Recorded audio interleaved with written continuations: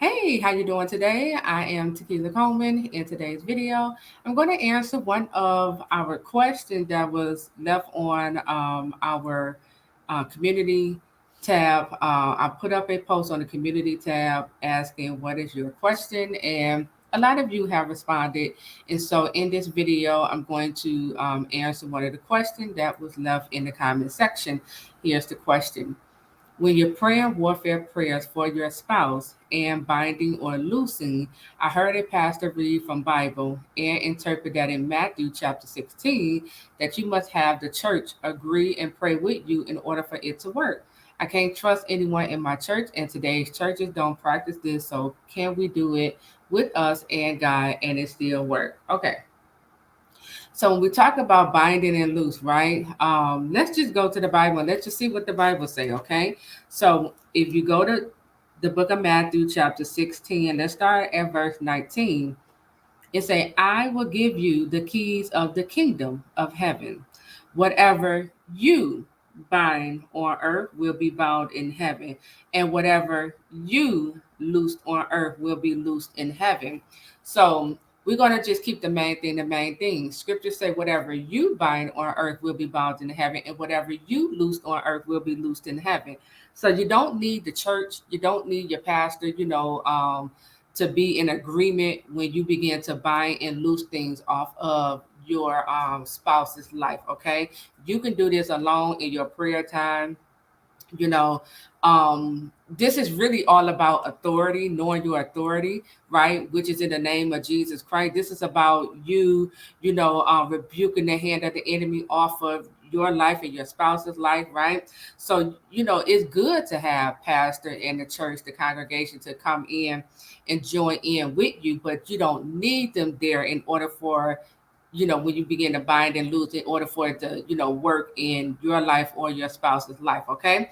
Now we already know bind has to do with tying things up, right? And so I want to just break this down for you. In the concordance of the Bible, bind means to tie, fasten with chains, to throw into chains, right? Um, it also means to knit, right? Or to forbid, okay? Or prohibit, right? So when you bind, whatever you are binding up, you're basically putting a stop to it. You're like, okay, I forbid this, for continuing on in my life or my spouse's life, right? But I want to show you something because the Lord opened my eyes and revealed something to me that I never seen before. I never looked at this before, where it talks about whatever you loose on earth will be loosed in heaven. So when you look up loosed in the concordance of the Bible, it means to loose one bound, to unbind, release from bonds. It also means set free, right? And the Lord began to speak.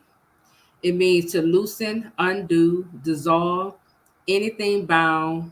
Um, the Lord began to speak to me. So listen, because soon as I heard set free and to loose, I began to hear the Lord bring up Isaiah, I believe it's 58, Isaiah 58, where it talks about true fasting, right?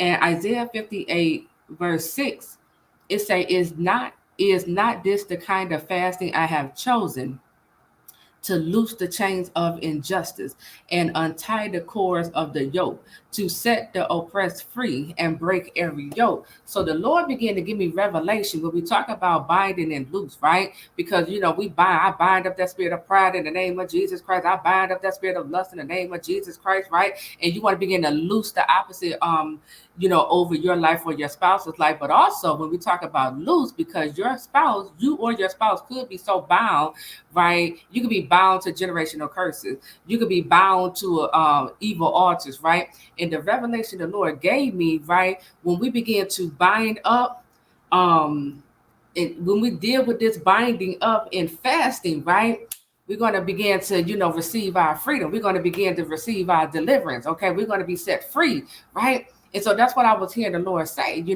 was like binding and loose, and you can also bind and loose. You could deal with that in fasting, right?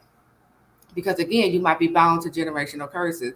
You might be bound, the enemy probably bound, like tied your life, your destiny, or even your spouse's life or destiny to this evil altar. And so we already know, from our last fast, when we talk about breaking generational curses, you have to break the generational curse. We deal with that in fasting. Okay, so, long story short, you do not need your pastor or the church. You don't need everyone to come into agreement with you in order for you to bind and loose, in order for it to be effective. You can do this on your own, in your alone time, in your prayer closet. Okay, so I hope that was helpful. I am Tequila Coleman. I'll talk to you real soon. Take care.